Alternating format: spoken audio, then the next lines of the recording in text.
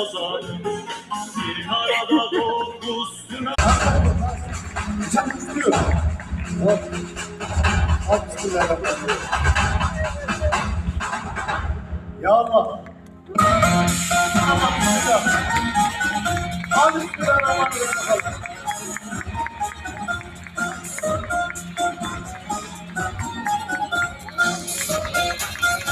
Nereye giderseniz gidin. TYT'ciler hangi üniversiteyi kazanırsanız kazanın. İstiyorlar. Değil. Neyi sorun için? Dığında köşede kalmış.